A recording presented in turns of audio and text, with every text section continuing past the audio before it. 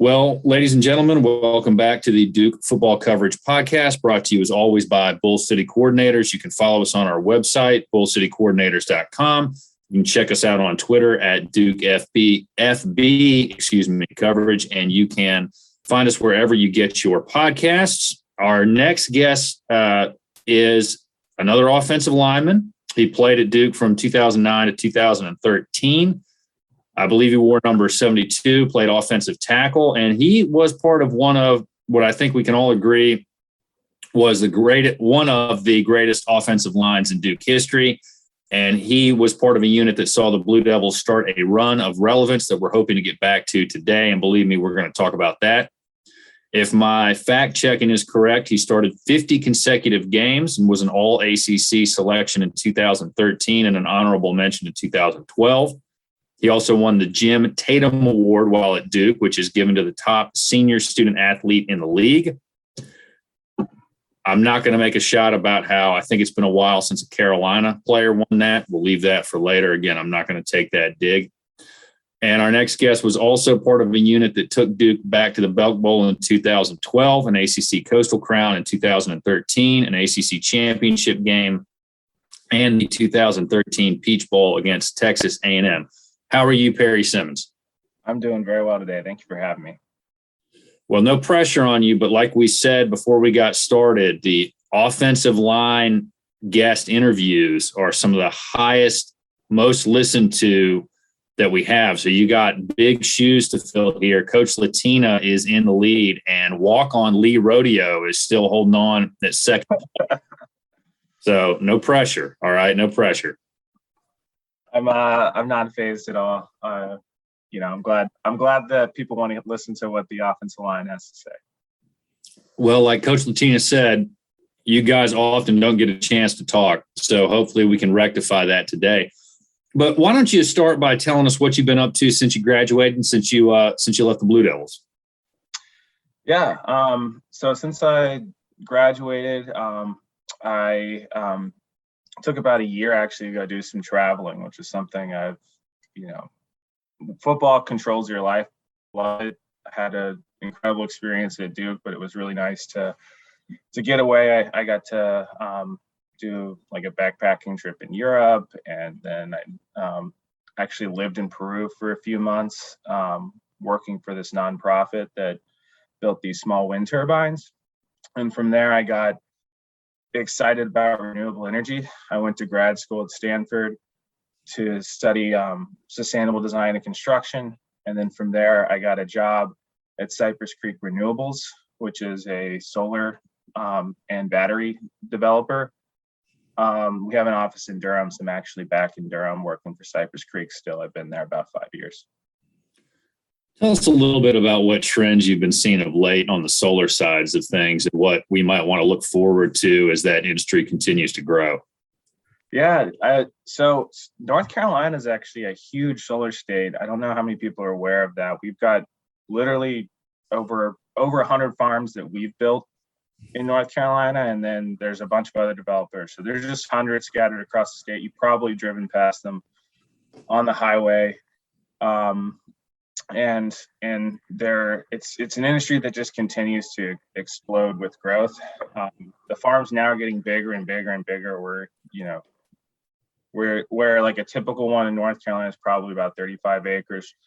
We're now starting to develop projects that are 400, 500, 600 acres worth of solar farms, and we're pairing them with batteries now. And that's something that's pretty new in the last couple years is that a lot of projects, or even sometimes just standalone projects, have a battery component to it. So it's just going to continue to grow. You're going to see more and more solar in different states, and it's going to be a bigger part of our energy picture here for the next years going forward.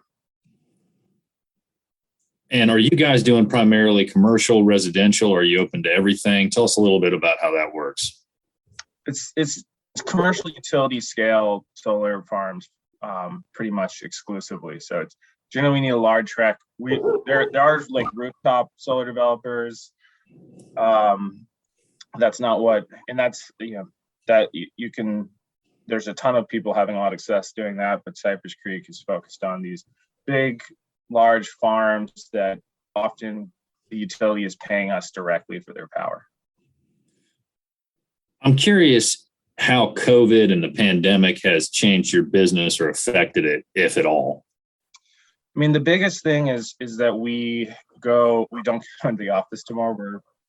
We're pretty much 100% remote. They are starting to open up offices again, so that's created some challenges collaborating with people, as I'm sure everyone has experienced in their own jobs. It's harder to. I mean, we're on Zoom now, but it can be more difficult to collaborate between people on Zoom. But in general, it hasn't actually changed much. Solar is actually a great construction industry to be in during the pandemic because we're operating in fields outdoors. You very rarely have that many people on site. They don't have to be close together to do many of the construction activities. So, you can take simple precautions like wearing a mask, and safety is such a big part of the construction industry. And you're already wearing your vest and your helmet, like you add the mask on and you're good to go. So it hasn't impacted the construction side of things so much. The other big challenge has been supply. Steel prices steel's a big component of the systems that we build to actually rest the panels on. So that price has pretty much doubled our cost there for the rack. We call it the racking system that panels go on. So that's been a challenge. So, but it's like I said, it's a growing industry. People want to buy solar farms, and business is generally good, even though there's some up and downs, especially with the supply chain. How are you guys dealing with the collaborative issues that come up with people being work from home and having a remote in? Yeah, it can be tough, but we did already have a significant component of that prior to leaving the office, because I work on our office side of operations, but we have people in the field, so actually on location at the solar farms who we have to connect with and had to run remote meetings with already. So it's been learning to do that with other people who aren't necessarily used to working out of the office or collaborating outside of the office. But I already had some of those skills. Some of my team already had some of those skills, and we're like everyone. We're just adjusting. Let's switch gears a little bit and get into football. Tell us where you're from originally and how you got into playing football. I'm from Raleigh, North Carolina. My dad was a football coach at NC State for a long period of time. I can't remember the exact years right now, but he was part of the Sheridan staff and part of the O'Kane staff at NC State. So I grew up around football. I was out throwing the football to myself in the yard or with my friends in the street. Like I just always wanted to be a football player. I wanted to be a wide receiver. My favorite player was Torrey Holt. My dad was actually led the recruitment of Torrey Holt at NC State. So he was such a big name player there, and that was like a point of pride for me. So I wanted to be a receiver. As I grew up, that was not really suitable to my athletic talents. It was not fast enough, but I was big and tall and strong and still a pretty good athlete. And so as I up in middle school is when I actually started to play. Before seventh grade, I couldn't make the weight limits for Pee Wee football, so I didn't get to actually play tackle football until seventh grade. And I think I pretty much started every game since my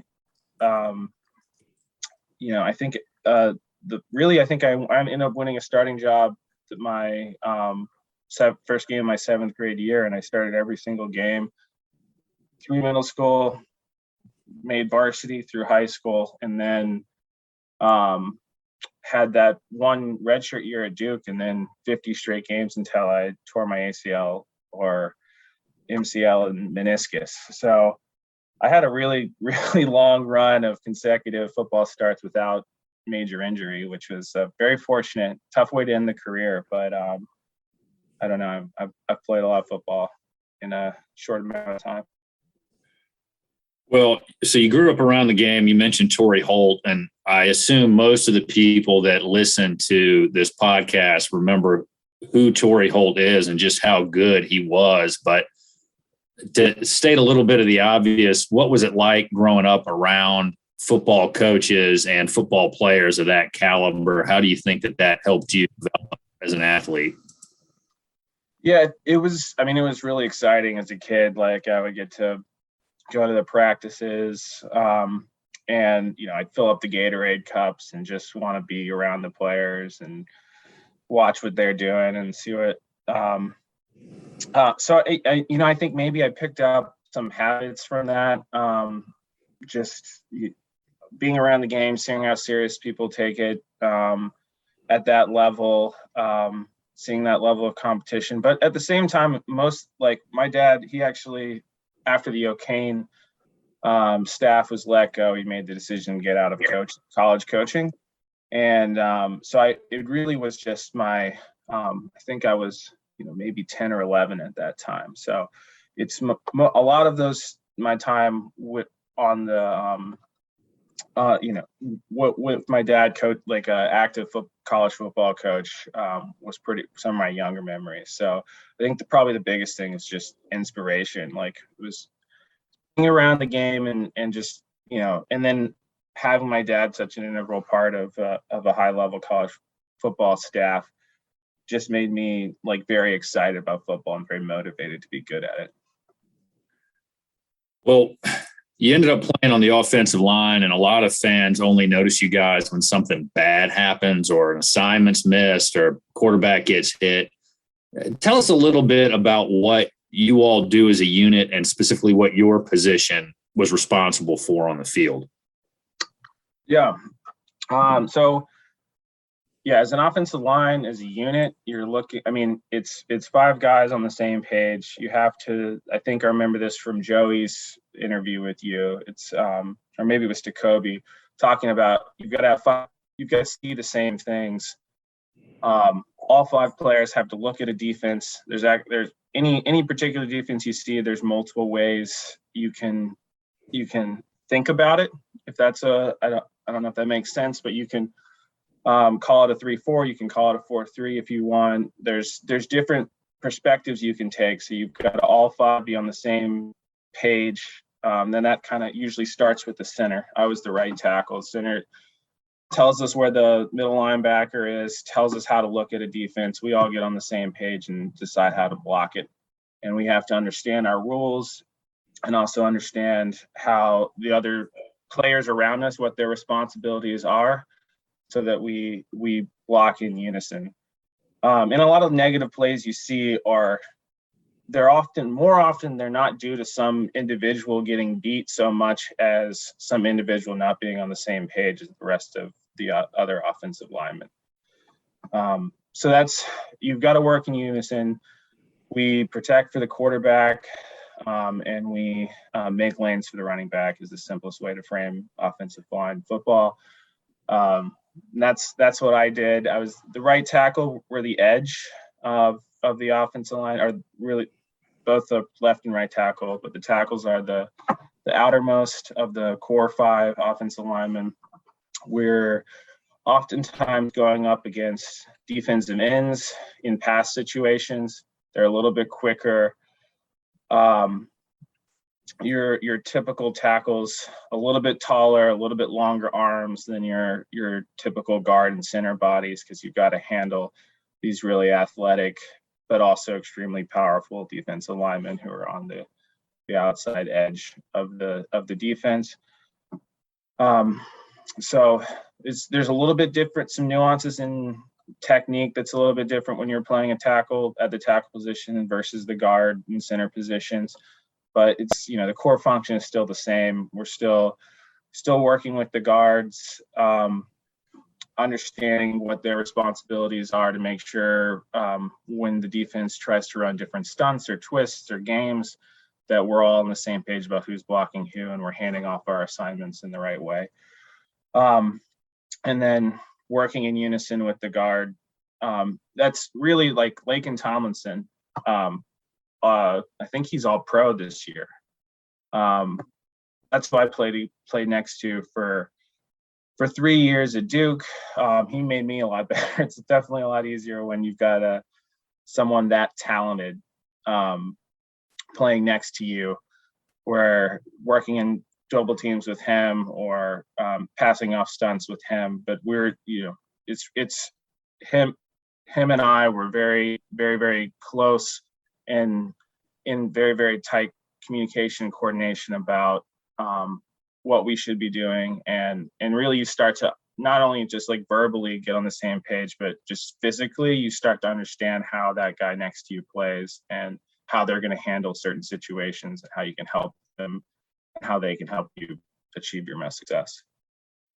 One thing that we saw not last year with Duke, but the year before, was a rash of injuries, particularly at the center position. And listening to you talk about kind of gelling and being a cohesive unit and all being on the same page, could you tell us a little bit about how injuries on the offensive line can impact what you all are trying to do? Yeah, it can be really tough. It's like a chain. You're only as strong as your weakest link. And if you have a critical injury, it's not just the center. I mean, the center is an extremely important position, but if you and offensive line injuries are going to happen. We had several people have to miss games throughout my career, but if you don't have that if the next man up isn't ready to go, that's where you really run into issues. We were fortunate. The 10 year, and this was probably a big part of our success, is the year we won 10 games. My redshirt senior season, our six man on the offensive line was Lucas Patrick, who starts for the Green Bay Packers. So, that tells you something about the level of ability and the quality of football players we had on our starting five. And then it was critical. Like when I messed up my knee, and I couldn't play in the Chick-fil-A Bowl, Lucas Patrick stepped in at right tackle and played really well. And we scored 48 points and gave ourselves a chance to win that game. And the offensive line was we were making running lanes and protecting the quarterback well the entire night. So it's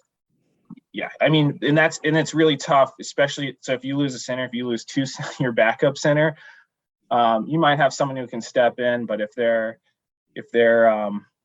just not ready to be there, not ready to compete at that level, it can change you can go from having an extremely strong offensive line to having a very poor one very quickly, because you have that weak link.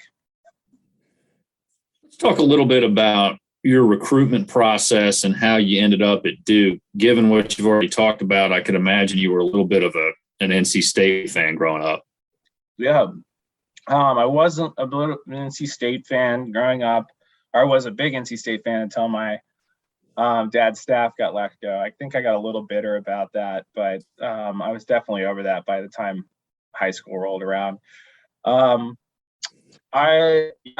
think it would have NC State did not offer me. I was a 2-star recruit. I was 225 pounds my junior year, which is pretty small for an offensive lineman.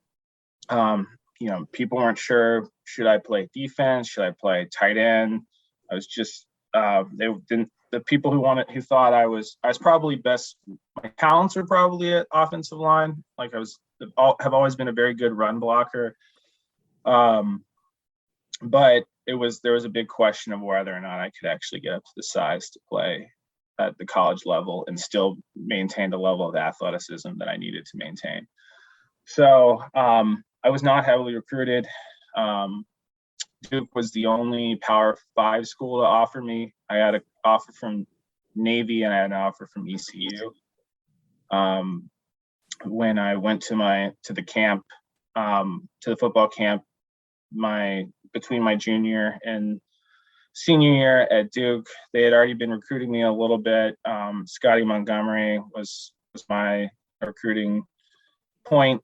He had been in, he had seen me like work out in the weight room at my high school, and then talked to him a little bit, and I knew they were interested in me. But I think when I got into camp, they saw my work ethic, they saw some of my toughness, how I think, and some of my athleticism. I think when they got to see that firsthand, I got an offer the next day. So that was the camp experience was big time for my recruitment.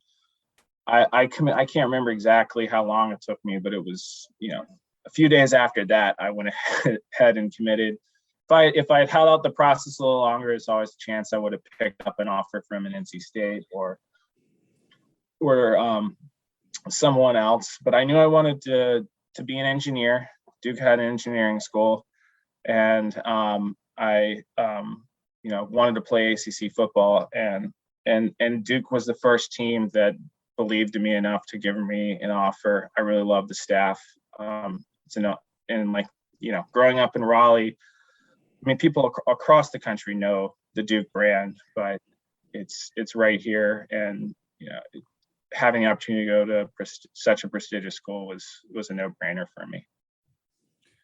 Did you have any concerns about playing football at Duke? Because they had not been good, and in fact had been really bad, as I remember watching Raycom Sports growing up for a long time. I mean, they hadn't had a winning season since '94, and I don't think had won a conference game since 2004. Was that rolling around in the back of your mind at all? Yeah, and I think that I didn't highlight that there, but another huge component. I wanted to play ACC football. I wanted to play competitive ACC football. I don't think I would have. I mean, I don't know how the recruiting process would have played out, but I wouldn't have jumped on a Duke offer if it wasn't for the Cutcliffe staff. I mean, the staff he brought in, I was part of his, I think, first full recruiting process. They came in December.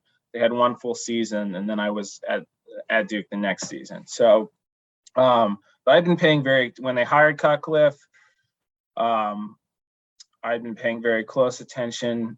He was saying the right things. When any of the interactions I had with the staff, you could tell they were top-notch, high-quality coaches and committed to winning at Duke. And Cutcliffe, part of his recruiting pitch was that we were going to win an ACC championship. And we unfortunately didn't do that, but we came extremely close. And I don't think anyone besides some of the people, in that immediate orbit on that those first Duke squads really, or Cutcliffe Duke squads really believed that was a possibility. But Cutcliffe believed it, staff believed it, and he got recruits to buy into that. He got the team to buy into it, and we came, very close and lost to the national champion that year in the ACC championship. So, that was always I believed going in that we were going to play competitive football and have a chance to compete for an ACC championship, and that was a big part of the reason why I went to Duke. And to your point about that, 2007, before Cutcliffe gets there, Duke is 1-11 winless in the ACC.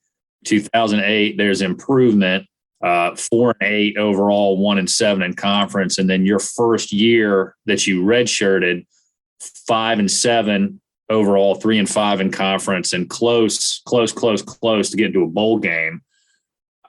So there was obviously some significant improvement when he came in. You talked about his staff. If I recall correctly, your position coaches were Matt Luke and John Latina. Could you tell us a little bit about those two guys? Yeah, both are extremely high quality football coaches. I mean, Coach Luke just won a national title with Georgia. He's the Georgia offensive line coach. So I think that was a huge part of the early success, or the success we achieved at Duke, is that that offense and the offensive line that we built, what was mentored by two coaches who are doing it at the highest level.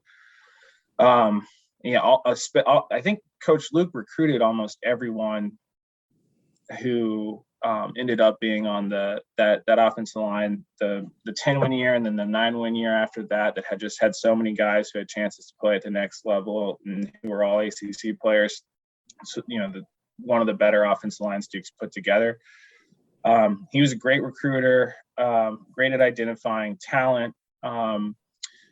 Coach Luke and Joey got into this. He was much more of an X's and O's guy than Coach Latina. It was really important to him that we understand the concepts, the plays that we were running, and understand the big picture and how we should be working together, and not only what the offensive line is doing, but what the running back is doing.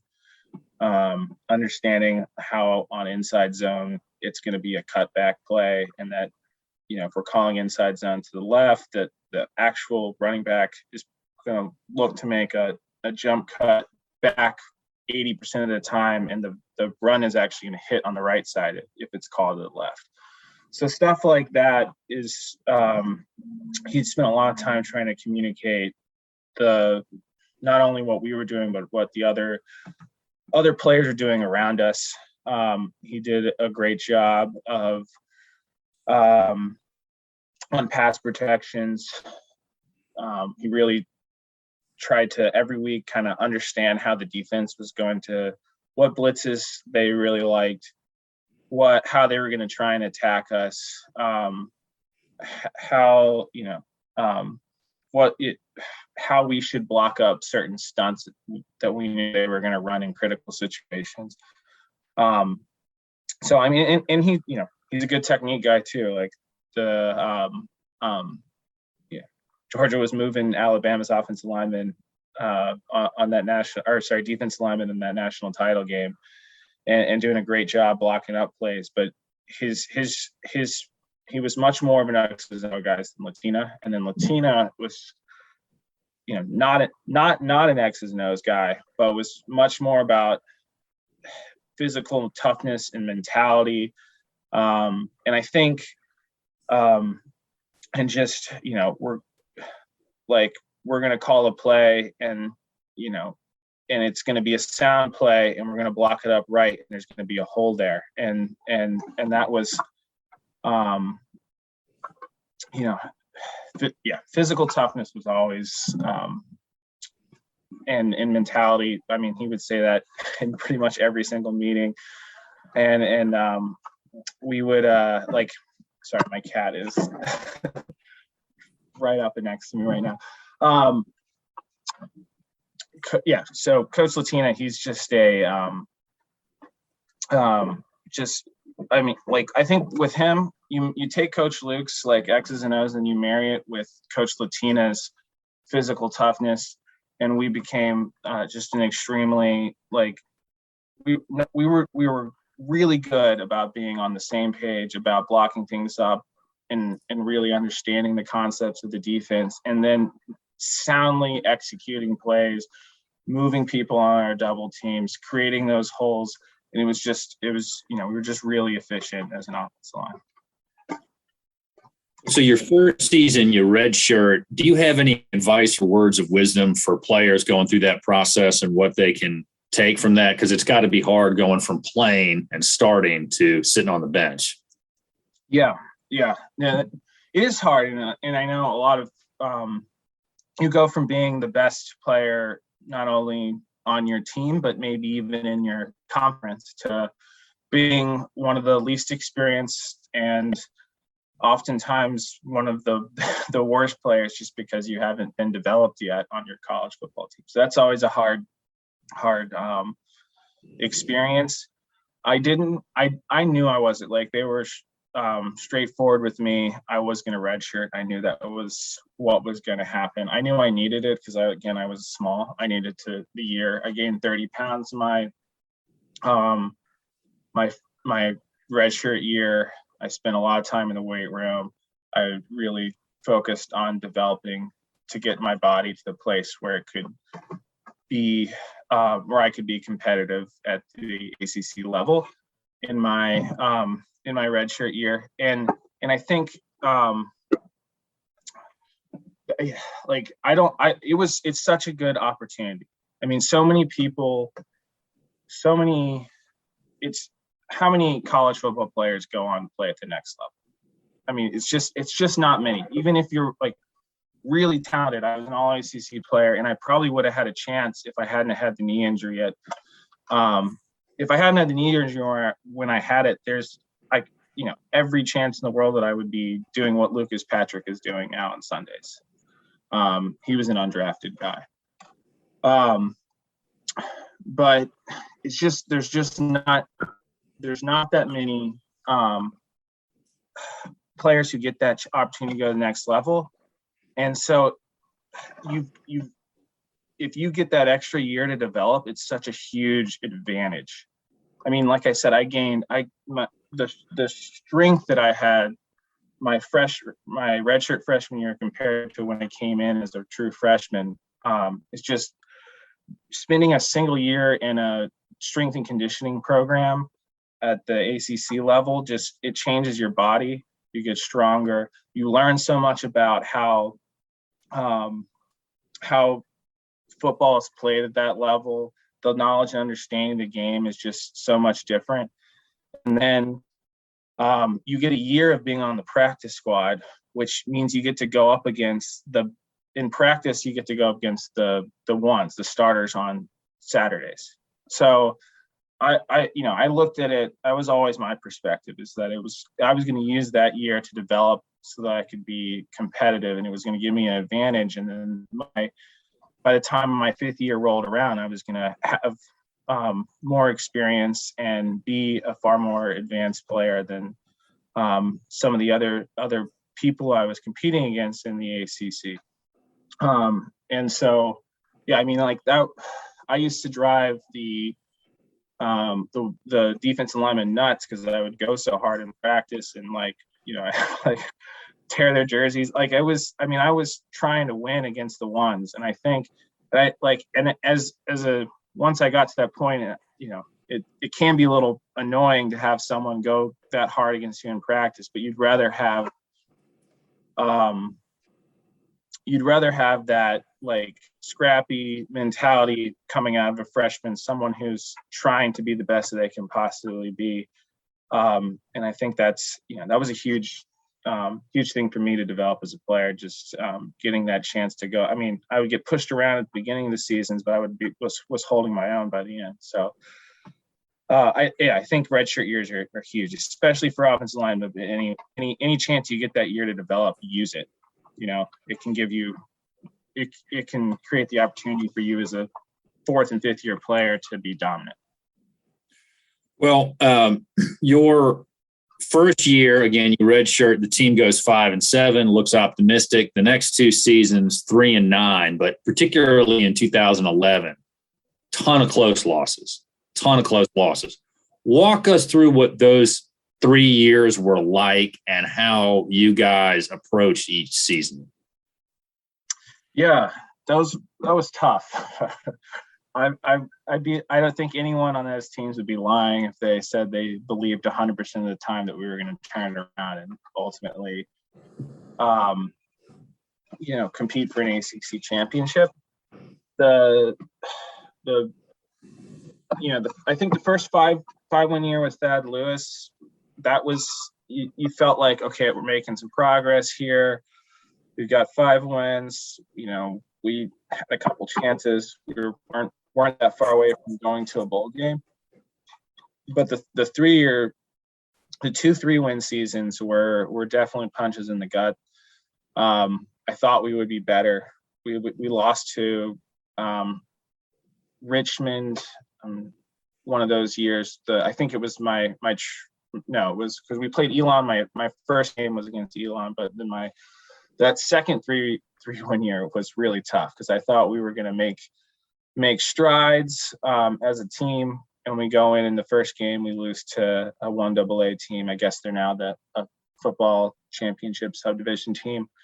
And it did really feel like, man, are we really making progress? Are we going to do it?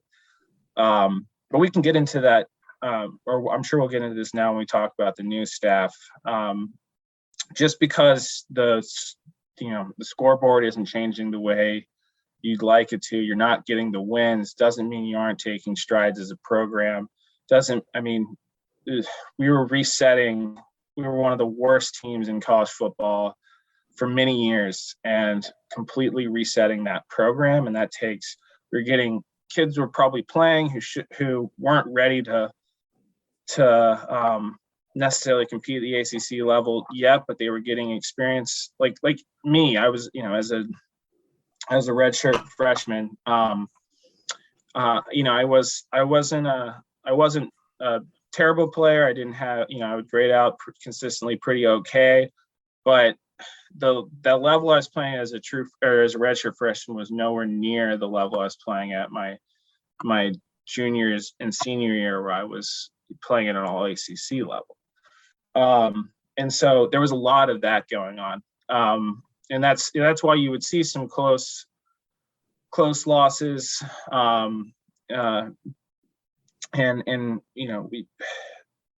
We were learning how to become competitive, but it's the difference. I mean, the difference in any football game is so small. Even if you beat someone 28-0, you only scored 4 more times than them, right? That's 4. Like, theoretically, you could take 4 plays, change their outcome, and it's a totally different ball game. And so I think, those are extremely difficult years. But I think that, in hindsight, it's a lot easier to see how we were getting, we were building experience, we were building depth, we were, sort of resetting ourselves as a program to set ourselves up for a sustained run of being a competitive ACC team. Well, and I want to stay on this topic about improving, because it's important to discuss that given what's going on with the program now. And I had this kind of discussion on the website earlier this year, but to go back to, or maybe it was late last year, I can't remember, but to go back to 2011, for example, where you're seeing the strides of improvement. You lost by 2 to Richmond, by 1 to Wake Forest, by 4 to a number 15 Virginia Tech team. And you lost by 7 to Georgia Tech. And then the Carolina game wasn't as close as it was the year before. But if those games go differently, it's a much different season. Yeah. So one, we'll talk about how you guys felt going into 2012 in a minute. But the thing that I'd like to ask you about is, what would you say to the current staff, the current players who are trying to do the same thing, take the team from not having good seasons to having good seasons? What kind of mindset they need to have and how they should go about doing it? Yeah, well, it's definitely, you got to buy into the process. You got to buy into what the staff is preaching. It's going to take a total team effort. Like you said, honestly, like, you named off those scores, they were very close. And we had, at the end of the season, we only had 3 wins. And Thad Lewis's year, his senior year, we had 5 wins. But the difference there, I think, honestly, was, he was an all ACC quarterback. He played at the NFL level. He elevated that team. If you take that one player out, like, we were in that 20, I think you're saying 2011 was the second 3-win year. We were probably a better team than we were that 5-win season. We just collectively across the board. But we just, we were getting very close, but we just couldn't quite make it over the hump to get to the next level where you're getting a winning season where you're going to bowl games. And so that's, I think the thing that the team now needs to understand is the difference between a highly successful season and and one that's very disappointing is it's not it's not as great as many people imagine. There's a whole lot of work that goes into it. There's a whole lot of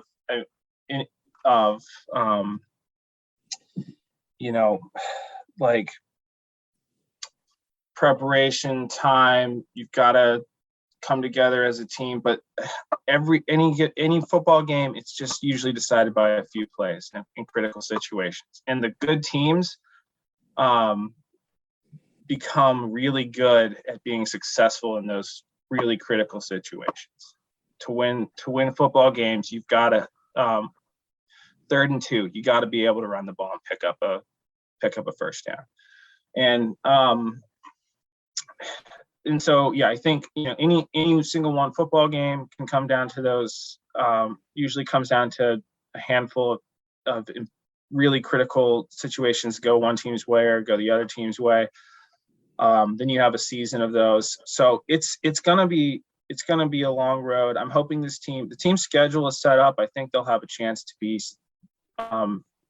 they've got a chance to get some wins on the board this season and even make it to a bowl. But they still got to go out and do it. And even if they have success this year, success now does not necessarily translate into a multiple year run of, 8 to 10 wins a season, which is where we want to get the program back to. So I think so I guess the advice for the team that's trying to turn this program around again is that, really buy into what the coaching staff is preaching, make football important to you, and believe that if the talent's there, you just gotta, if Duke plays tough, physical, competitive football, and finds ways to win those critical situations, we're going to go from being a 3-win team to being a 9-win team. And it's going to, but building those habits that allow you to win those critical situations is a multiple season thing.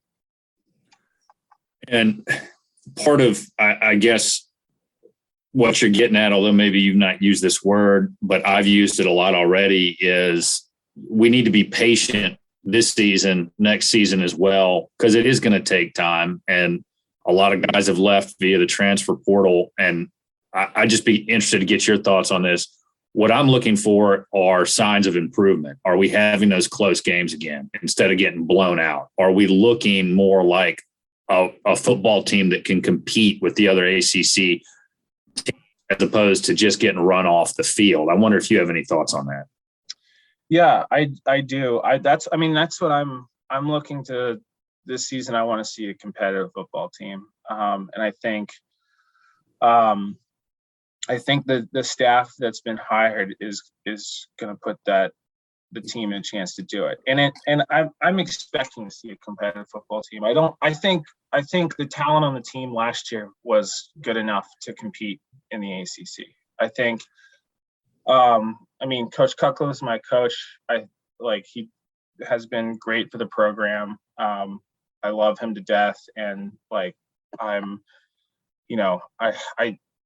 so glad that I got to be part of his team and have him as my head coach. But it did feel like the last couple seasons, I don't know exactly what happened, but it seemed like the staff had kind of lost the team. There wasn't a belief that they were going to go out there and compete on Saturdays. That's just me watching from my TV on Saturdays. So I don't really know what's going on in the locker room. I know some players might dispute that, but I just feel like the offensive line's as good as it's been in a long time. I think they've got some talent there. And they've got some players who are probably going to play at the next level.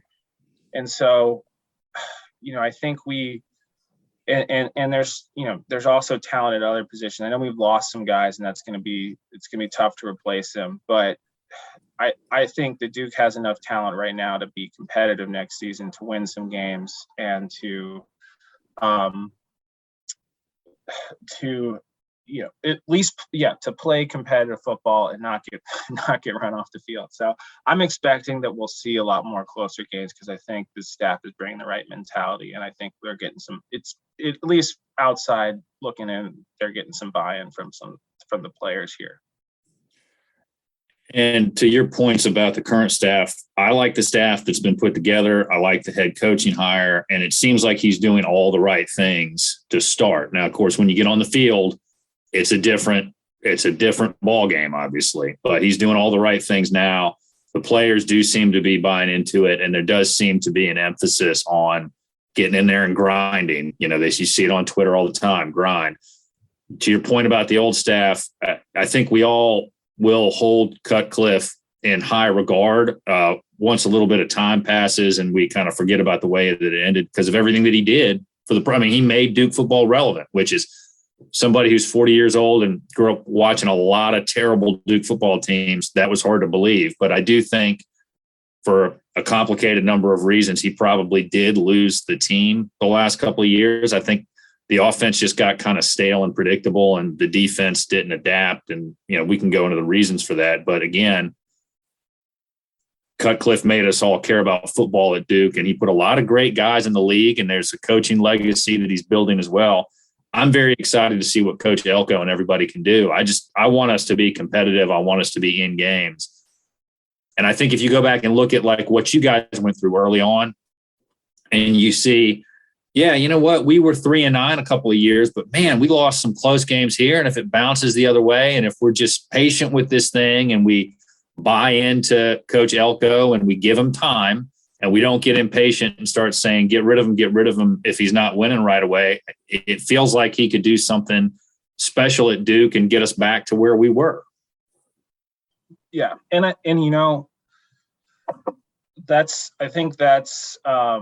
I think one thing that popped in my mind there was what you were saying is patience is going to be key. I mean, I think this team is going to have a chance to go to a bowl this year. I'm not necessarily expecting that, but the schedule, they don't have the heavyweights there that are going to be like, I think they're going to have a chance to compete and win in every game if they come together as a team. But the thing that popped in my mind is that I kind of hinted this earlier, is that sometimes the best decisions for the long-term health of the program aren't the ones that lead to you winning immediately. Like I started as a redshirt freshman, and there was a redshirt senior who maybe if we were trying to win games that year, it would have been the best option to win that a given football game might have been to start him. But I think the staff understood, I was close enough to his level of ability and his I wasn't hurting the team. And in the long run, that experience for me was going to be critical to helping us win games the next year and 2 years down the road and 3 years down the road. So I think that's one of those things is this staff that everyone needs to keep in mind. And I think, from everything I can hear Coach Elko say, I think he's got that mentality. He's trying to build the program. He's not trying to win a couple games, have two flashy seasons and then leave Duke to go to his next job. I think we're getting somebody who wants to get the program and culture back on track here and build a winning tradition at Duke. I don't know if he'll be around as long as Cutcliffe, but I think he wants to see this, elevate this program, not just have a couple winning seasons. And so the difference, I want this staff, and I would think this staff is going to be making decisions to elevate the program, but those might be different decisions than having a winning season this year. So I think that's where the patience comes in, is that you've got to, if you want to build a sustained winning tradition, sometimes you have to take it on the chin. Sometimes you have to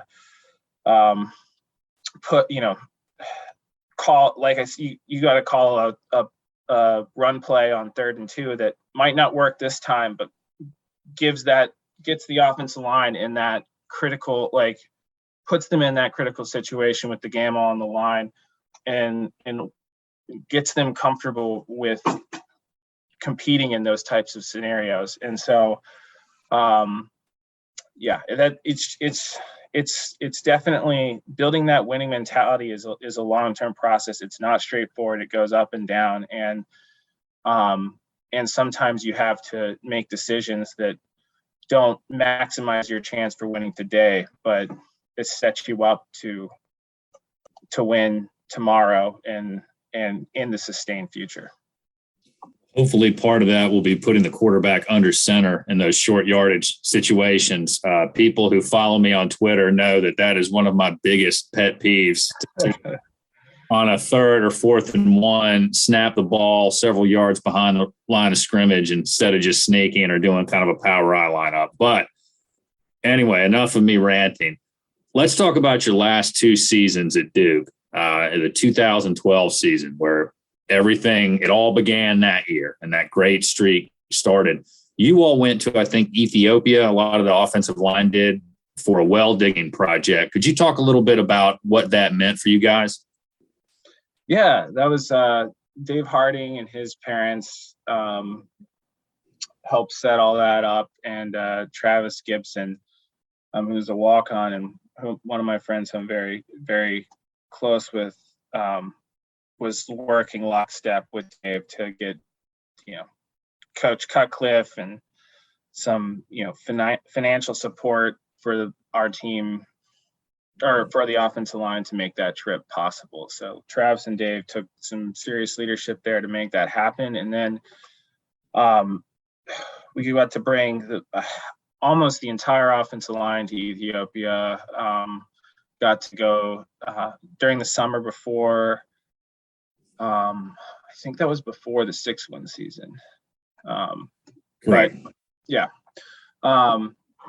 But we got to go, as a group. I mean, it was a huge bonding experience in terms of just like getting to know. I mean, I guess you spend a lot of time with your teammates, but it's all in the grind of football and school. It's all in the same sort of, intense context. And it was really, really neat to go on that traveling experience to see the world. I mean, that was what sparked my desire to, once I knew that the NFL wasn't really going to be an option for me, to go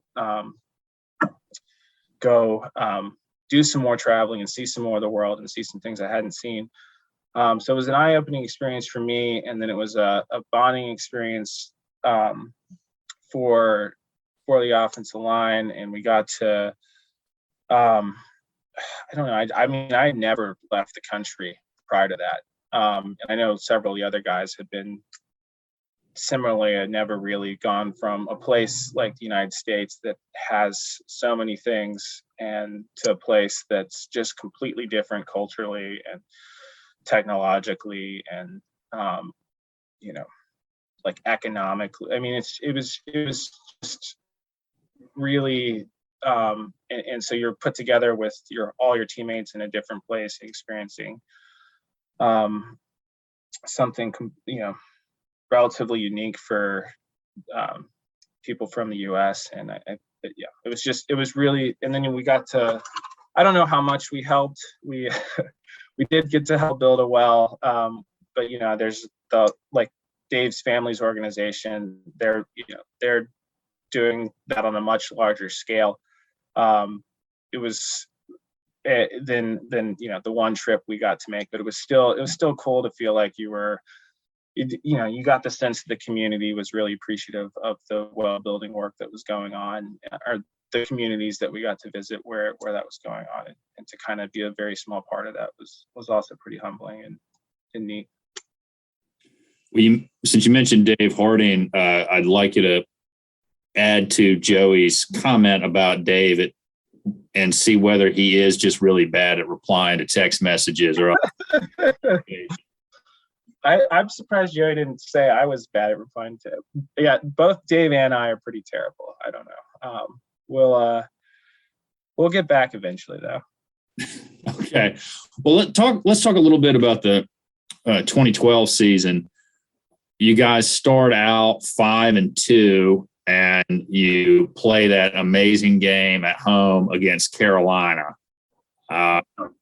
Talk to us about what the start of the season was like, and then tell us about how great that game was against the Tar Heels.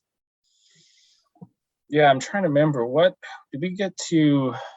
We got to, was it 5-1 or 5-2? 5. You started out 5-1 and then lost to Virginia Tech on the road.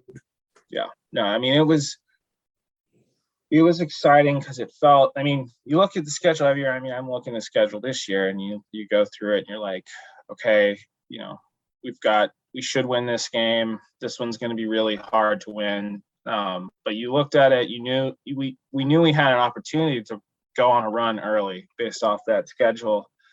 But you know, that's, plenty of teams have that opportunity. And then, you know, like our year before, we lost to Richmond. So there's a difference between you've got a chance and actually going out and doing it. And so we rattle off those early wins, and it feels like we're doing it. We're turning the corner. You know, the thing that you believed in was going to happen is finally happening. It took a little longer than you expected, but we're starting to beat the teams we should beat them handily enough. And then being competitive. And then even Virginia Tech, that was just a weird game. Like we went up early, and then I don't exactly know what happened, but the wheels just kind of fell off the bus. And that, I mean, that happens in football games. You make I don't know if their defense just figured something out, or, you know, we just had a couple of bad plays that we let spiral into worse situations. And then we got out of our game plan and started trying to throw the ball too much. I mean, I can't, it's hard for me to remember the specifics of those games, but of that game, but just from like that was a tough one. But even still, you're like, okay, we went up 20 points on Virginia Tech. Like if we just keep our foot on the gas pedal, we've got a pretty good team here. And then the win against Carolina is probably my most memorable game at Duke, for a couple of, I mean, one, it was just so special to beat UNC after so long. It secured bowl eligibility. That last play was iconic, and it was like, I remember, like, I was locked up with the defensive end, and the ball went like right over my head. So I saw it, and then I saw the ball go out, and then I think I even saw, like, out of the corner of my eye, like Jameson, like it, like kind of get in the vicinity of him catching it. But yeah, like there was just so much traffic there and him getting flipped around. I had like no idea whether or not he caught it or it fell out. I mean, it was like my, you know, head in my stomach. I'm you know, dude, what actually happened there for a few seconds until he came up with the ball and the rest single touchdown, and we all went nuts. So that was a great ending, but that whole night, like, we were dominant on the offensive line. Like, I know for years after that, like we just ran inside zone and gap concepts for 250 yards, just like, I mean, basically plays that are designed to get double teams. And they had Sylvester Williams, who was a first round draft pick, and Lake and I were just taking him off the ball, moving, putting him on the ground, getting up to the next level, blocking linebacker. I mean, they were throwing, like, they like, you know, 15 different studs at us. They were just throwing the kitchen sink, trying to like get something to work. And we just kept blocking whatever they were throwing up against us, calling these tough physical runs where, any play where you've got a double team, you got to win on the double team. That is the keystone of the play. The double team gets movement. It's a good run play. And we were just moving their defensive linemen out of the way and just run the ball 5 yards, 6 yards, 12 yards, 3 yards. I mean, just, they couldn't stop us the whole night. So that was just on top of just being a awesome team victory, it was just a really, really good performance by the offensive line. One of the better games I've personally played, and yeah, just it was such a huge payoff for it was the 4 years before or 3.5 years before of almost getting there. So much difficulty and challenges and just all of the hard things that you weren't sure it was going to pay off. It just felt like it was just a huge payoff to beat UNC and obtain bowl eligibility all in the same swoop. Well, tell us a little bit about how the season ended. Obviously, you run into a really good Florida State team and then a really good Clemson team. And we know about finishing on the 5-game losing streak. And we all remember how the bowl game ended. I was there for it with a lot of family members. But walk us through what the end of that season was like for you guys, and then how you all felt coming into the 2013 season. Yeah. It sucks to lose. It was really tough. I'm trying to look up the scores of those games right now. You don't. I wouldn't. Yeah. Well,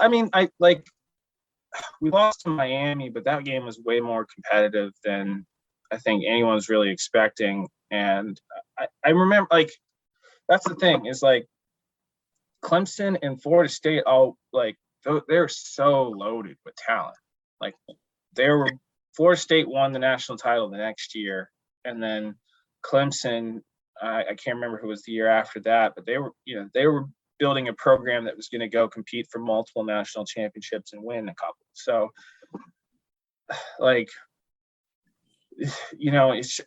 Duke is still a ways off from being, and we were then from having that sort of level of talent where you just everyone on your defense goes to the NFL and gets a shot, right? It's still the way part of it was just the 5-game losing streak was just the way our schedule was. If those games had been earlier in the year, we probably wouldn't have won them.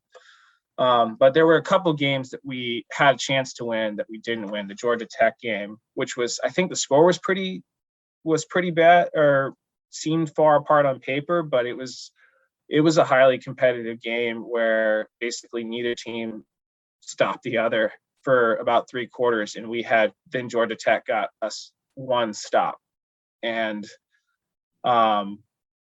when they got that one stop, and then they went down and scored. That was basically the difference in the game.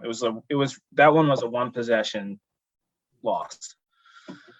Even though the score got skewed a little bit because I think we tried some things at the end because we were behind and we needed to score quick, but it was a highly competitive game for 2.5, maybe three quarters. I can't remember when they got that stop, which changed the situation completely. But we still I still down that stretch. It was a 5-game loss, but we were still a competitive football team throughout the stretch. Miami, we put up over 40 points, I believe. Yeah, it was 52-45, and in the second half, you guys put up 35 points, and it just felt like whatever funk you guys had been in, you snapped out of it. Right, and that was, I think, a good game for building confidence because Miami was super talented. They've been, I don't understand. They recruit very well. They get a lot of talent, and I don't understand why it seems like they've just never been able. Even then, they didn't really have a quarterback. But that was a really good game. Just I think to kind of believe in ourselves and what we're doing offensively, and how we had took a few lumps, got beat really bad by some good teams, but showed that we could still compete with talented football teams and score a bunch of points. And then we went in and played Cincinnati and were really competitive against them and just had a Travis Kelce just torched us at the end. What do you have any idea on what happened on that play? If there was some confusion in what the lineup or what the scheme was supposed to be, if it was zone and people thought it was man, or it was man and people thought it was zone, or was he just? I mean, he was just Travis Kelce. I have no idea. I tried to stay away from the defense, like I was more very much like a do your job kind of guy, and was very focused on what the offensive line was doing, what I was doing, and didn't want to. I didn't think too much or too hard about what sort of defenses our team was running. So, it was devastating to have that happen. But he is. I didn't know, like, that was before I knew who Travis Kelce was. I was just like, who is this tight end who's like, torching us? But in hindsight, it does at least, like, sort of, you feel a little bit better about what happened, because you're like, this guy's doing it on Sundays and ruining NFL teams. So, like, how much of a chance did we really have there against him? Well, all right. So you're coming into 2013. How are you guys feeling? Yeah, good. I think we had really good spring practice. You kind of knew you had, like, this was I honestly felt like going into the season that we were resetting, rebuilding. I was, changing quarterbacks. Renfrey was a really great quarterback for Duke. And so that was my biggest concern going into the season. Not a knock against Boone or anything. It was just, anytime you've got that change at that critical position, is how do you handle it? Is the next guy up? Sure, he's playing well in practice and doing a good job, and has, like, clearly won the job, but, like, how's that going to translate to the field when we've got real games on the line?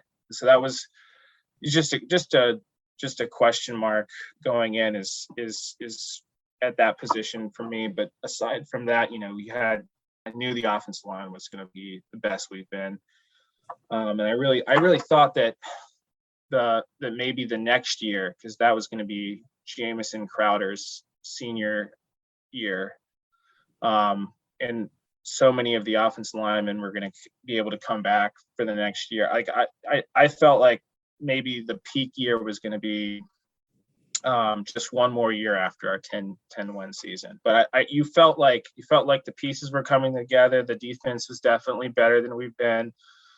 We've got a really good, talented offense. We got players that at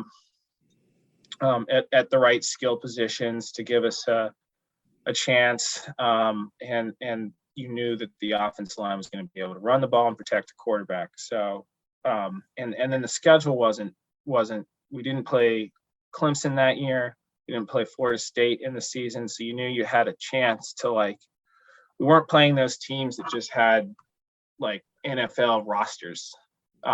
So you were going to have a chance to compete in every game. So that was, I felt like we had a chance to not only go to a bowl, but win more games than we had the previous season, have our first winning season. The chance was there to, but I'm an eternal optimist. I thought we could win every game. I didn't think we were going to win every game, but I thought we could win every game on our schedule. And that had me excited. Well, we all remember that season, 10-2 to start. You won the Coastal, and then you lose to a really good Florida State team, and just a thriller of a game to A&M. There's so many great moments from that season to talk about. It's hard to single any one out, but is there anything that you'd like to mention about that season, or just to tell us about as a whole what it was like for you guys? Yeah, it was. It was just really special. Like, that was after, especially with the way that the 2012 season ended, where we did go on that skid. And we lost to some good teams, like I said, and we're competitive in other games. But it was, we still ended up with a losing record. And so that was, after so much adversity and struggle, to have it culminate in such a big way, to win more games than any other Duke team had won, to play in a major bowl game, to play in the ACC championship, to beat UNC. It was just, you don't always get that. I mean, people say hard work pays off, and it does in general, but you're never guaranteed anything. And even, at the beginning of the season, we started 2-2. That's one of those things that I think maybe people forget about, is that, and that had a lot to do with Boone getting injured and hurting his collarbone. But if he hadn't, there's a chance we would have gone, 11-1, 12-0. Like, we had Georgia Tech and Pittsburgh. Pittsburgh, we only lost by a few points, but both those teams were beatable teams. We could have, we definitely had a chance to win those games. But when we were sitting at 2-2, I was like, I really thought we were going to have this was going to be a special season, and then started to wonder if that was really going to work out that way. You're just never guaranteed anything, and so I think that's probably the most memorable thing, is just to really have all that hard work pay off in such a big way, and for it all to come together in like a storybook season. That was just so special, and something I'll always remember.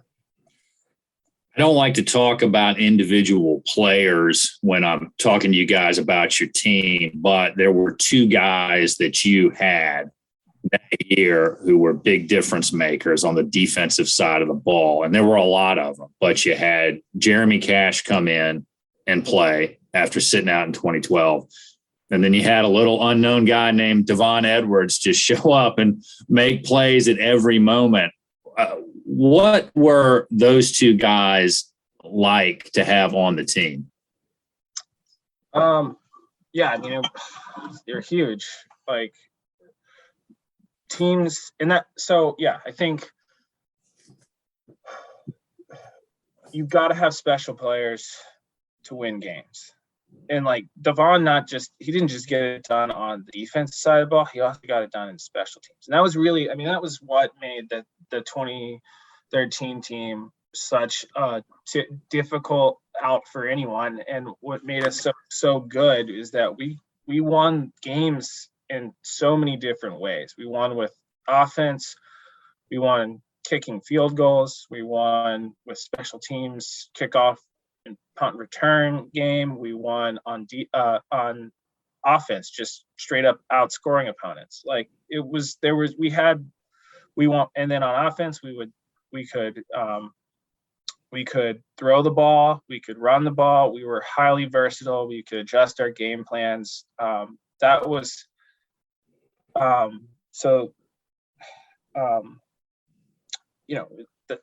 what made the team so special, is that we could find different ways to win. But yeah, Jeremy Cash, getting him to actually be able to play that season, I think he had to sit out the 2012 year because he had transferred in, and Devon Edwards, and then you didn't mention Kelby Brown, but he's just like tough. Like you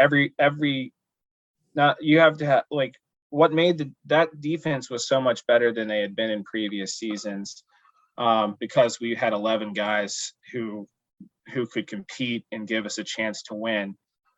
But even when you've got those 11 guys, you got to have those players with special talent. Ross, you didn't even mention Ross Cockrell. Also, he's still, I don't know if he's still playing. Like, he played last season for Tampa.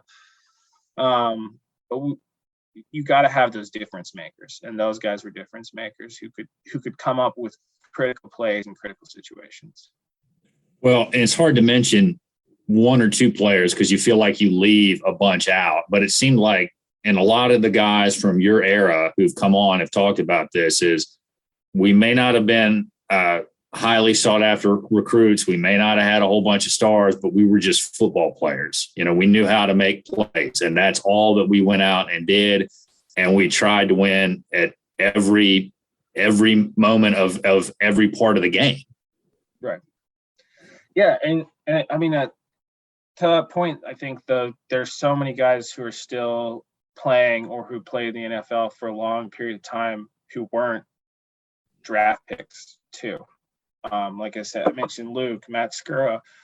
He started games for the New York Giants this past season. He was our center. Breon Borders, I think he played for Tennessee this year. He was a freshman on that team. He made some big plays for us and came in and contributed as a true freshman on that 2013 team.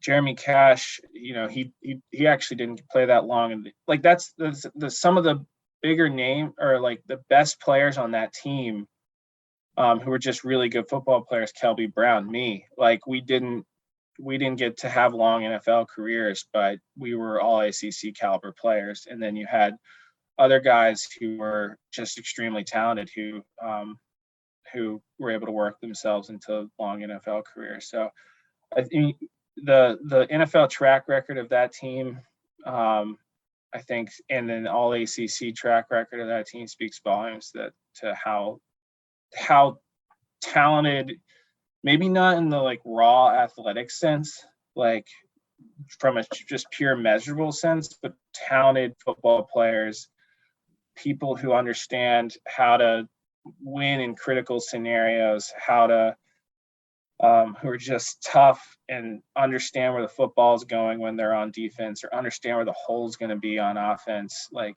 there's a intangible football talent level that makes you can make you a really good football player, even if you don't have quite the same measurables as someone else. And we had a lot of those guys in that team.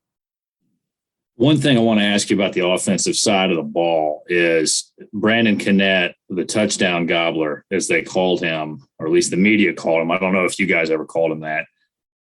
Did that ever get on Anthony Boone's nerves when he'd march him all? I mean, me watching it, like, Boone would take you guys all the way down the field, get you right about to score, and then Connett comes in and gets the glory of the touchdown, which is a fan thing. But did that ever cause any frustration from Boone's perspective? Like, no, I'm in a rhythm, let me stay in. I don't think so. I mean, I didn't feel that at all. I think that's part of what makes Boone the winningest quarterback in Duke football history is that he's got a selfless attitude about him, and he wants to. It's important to him to win the games, and that's why, like, Brandon came in and was our quarterback for the Georgia Tech and Pittsburgh games, and he didn't play like the best he could play, but like, he's a good quarterback. He could have been, we would still won a lot of games with him at quarterback that season. But with Boone being out, it was more the dynamic. Like, that's also a function that made our team so tough, is there are things he could do that Connett wasn't as good at, and there are things Connett could do that just made us really difficult to defend in short yardage situations. When you can, like, and Boone wasn't a bad runner, but Connett had, he could run someone over, he could make someone miss. He had both a toughness and an elusiveness about him that made him able to get those extra 2 yards you needed. And you pair that with the good offensive line, and now like, when you've got a quarterback who's a real strong threat to run the football, most or in the defense has to account for that. You gain in, and you can start to get in scenarios where you've got a hat for a hat. Most run plays, when you're handing the ball off, there's always an unblocked hat. Usually it's a safety. But now it changed the game completely when you can assign someone, when the quarterback is a threat to run the ball. And Boone understood that. He understood that when we get down in critical short yardage situations, that what an advantage that was to have have Connett out there in his element, running the football and how difficult that made us to defend as an offense. So I think Boone wanted to win, and so I think he'd tell you the same thing, is that, you know, that changed the game completely when it's 3rd and 1 and you got to get in and score a touchdown and you're going to kick a field goal the next play. And so it's all like that dynamic was so important to that team. It doesn't work for, you know, like you said, egos can get into play, but it works so well for us because they didn't get in the way of what needed to be done. And speaking about what a difference maker Knet was, he is 9th in career total touchdowns responsible for at Duke with 47. That 2013 year, he had 27 touchdowns, and he had 6 touchdowns against Pittsburgh, 5 against Troy, and against Miami. He was a big difference maker. I think he played tight end. And I may be misremembering this because it's been a while since I've looked at this, but I remember you guys were struggling against UVA in 2013 at halftime. Then you guys flip the switch, come out real strong, and I think Braxton Deaver breaks a long one that maybe Knet through, and down the field you got Jamison Crowder and Anthony Boone blocking. And, you know, other guys from your era just said, all we wanted to do was win, and whatever it took to win, we were going to do it. Was that just the mindset of everybody who was on the team that year? Yeah, I think so. And that comes from the adversity of those earlier seasons too, is I think when you have success, it can be hard to handle success, but we were so hungry for it because it had been so elusive. You know, we were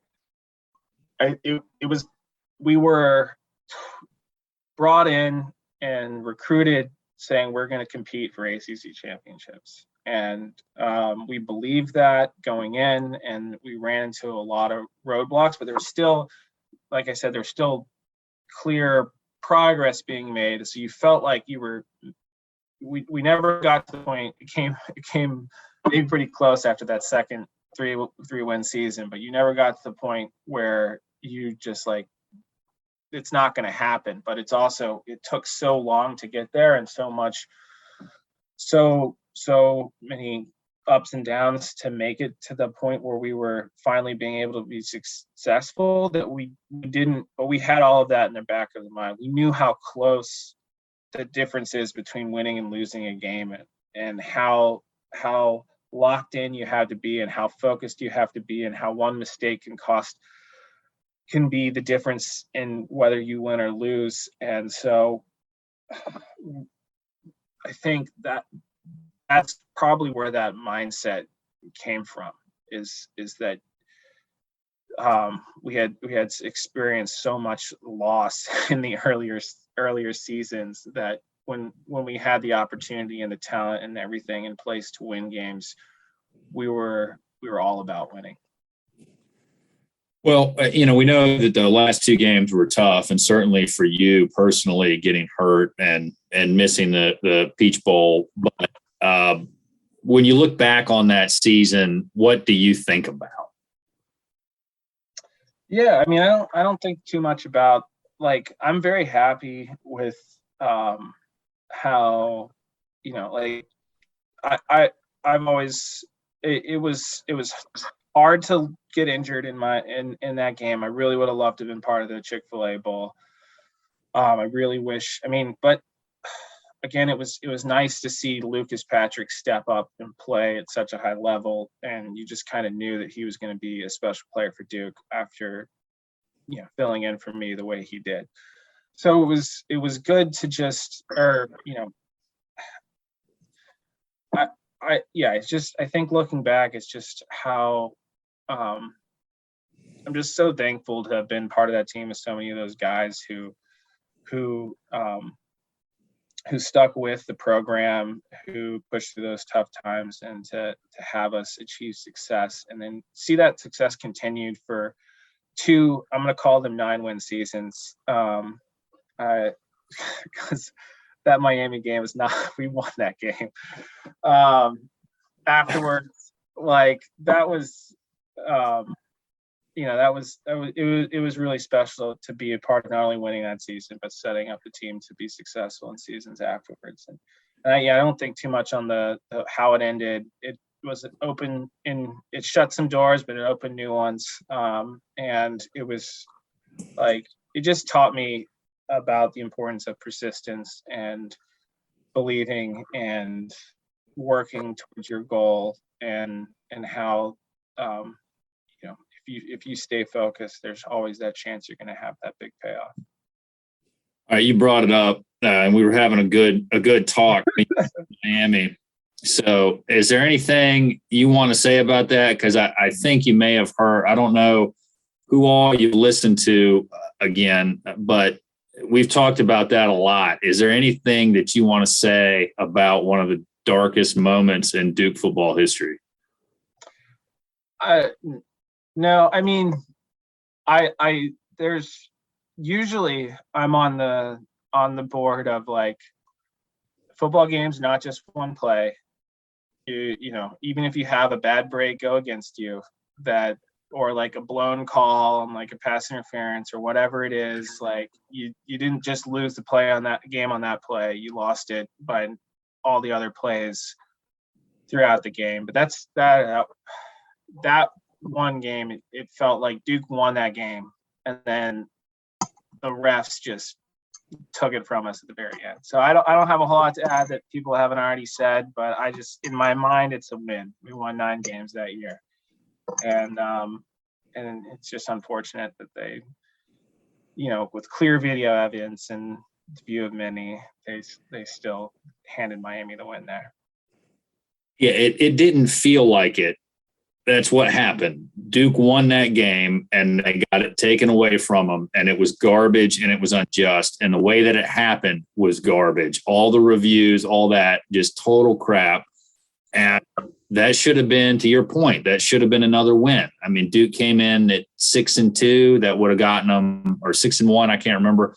That would have gotten them to 7 wins, and maybe they win another 2 games, and they're hanging right around there for the for the Coastal that year. And I remember talking to Carlos Ray the first time I interviewed him, and I said, "Hey, I'm going to talk to you about Miami." Okay, then fine. No, nothing to worry about. I'm open book, whatever.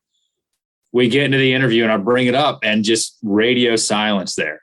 I mean, it took him a good while to be able to talk about that game, because it was just, well, there's a word I could use, but I won't, because I don't want to put an explicit rating on this, but it's garbage. I mean, that game was garbage. It was really, I was at Stanford, watching it on my laptop, and I saw like Cirque take that ball in, and we go up, and I'm like, we won, we beat I can't remember if I even watched I think I might have even turned off my PC thinking like, okay, game over, good job, Duke. And then we had the kickoff, and I checked the score a few minutes later and have to see what's going on and watch the replay. Oh my God, it drove me nuts. So it was much harder, I'm sure, for Carlos, who was actually part of that game, than for me watching, but it was still pretty tough. So it happened though. I think, I don't know if we've got what we did with it on our like wall in the Yo Center or whatever, but in my view, we should just call that a win and put an asterisk next to it or something along those lines. And you're talking about the fourth quarter and overtime wins? Oh no, I just mean like, I think, in like they've got like a football museum, and they have like something on every season. I think we should just put a W next to it in the facility, and just, I mean, there's plenty of there's some teams out there that claim they've won national titles when it's, fuzzy whether or not they did. So I don't see any issue with claiming that one as a win. Well, if they can take away games that you won, they should be able to give you wins for games that you actually did win. So, but looking back on your time at Duke, what are you most proud of? Yeah, I think that legacy that,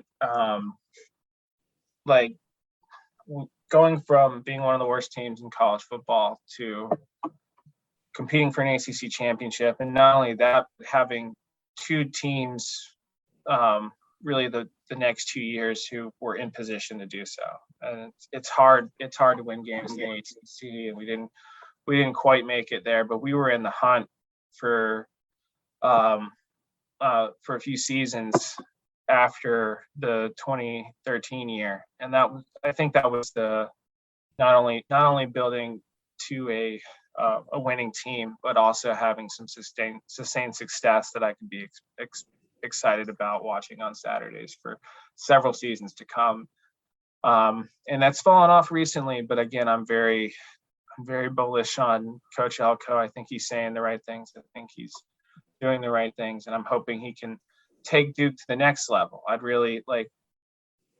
think he talks about our national brand. He talks about how he can go, and anyone who Duke means something to, he can go into their living room and talk to that kid and get them to come here. It means something nationally. And I fully believe that. I think Duke can. There was a run that Stanford went on where they were, competing and, they were going to the Rose Bowl and all of those things. And I think Duke could easily get to that point. It's a long road to get there, but I'm hoping this Coach Elko and his staff can take us to this next level. Well, and I think we'd all like to see that happen as well, but you've been very generous with your time this Sunday morning. Is there anything else you'd like to say about the Duke school, the Duke brand, your time at Duke? It's totally open mic. Anything you want to talk about? I don't have anything in particular. I mean, it's a special place. Every season I follow the team. It means so much to me to have been part of the teams that were successful, but also those ones that weren't. It's just a very formative experience for me. I had such a great experience with Coach Cutcliffe, who things didn't end as well as you'd like them to go, but almost never does for the best coaches who stay there, who have such long careers and such high success. At some point it does taper off. So I don't think too much about that. I'm always thankful to him and his staff for giving me a chance to play football at the ACC level, for believing in me, and then for building a team where we could have such a special, group of seasons. So I think the main thing is that I'm just thankful, and I didn't talk enough. I got distracted a little earlier, but Coach Latina is probably my favorite coach that I've ever been involved with. And just is what took me from being an okay player to being a really, really good ACC offensive lineman. And he pushed me to get more physical, to get tougher in the run game, to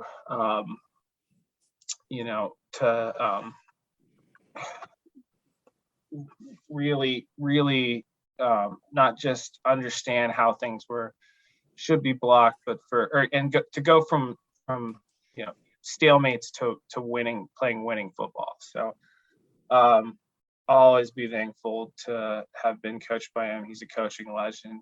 It's been, I don't know how many seasons, but it was over 30 seasons of college football. Coached some of the best at some of the most prestigious programs all across the country, and was just really, really lucky and thankful to have had him coach me for 2 seasons. All right, any recruits listening, you got your laundry list of reasons to come to Duke. There are ample opportunities you can take advantage of, and hey, maybe you get to come on this podcast one day. So there's always all sorts of good things out there. Thank you to Perry Simmons for coming on the podcast today. We have a few more guests lined up, which means I need to make a few more phone calls to get other people on here or track people down other ways. You can check us out at our website, bullcitycoordinators.com. You can find us on Twitter at DukeFB Coverage. Our DMs are open. Shoot me an email if you want to come on, bullcitycoordinators@gmail.com. Happy to have anybody who wants to come on, take some time, talk about Duke football. Again, we thank you for your continued patronage, and we look forward to many good interviews in the future. Go Duke. Go Duke. Thank you.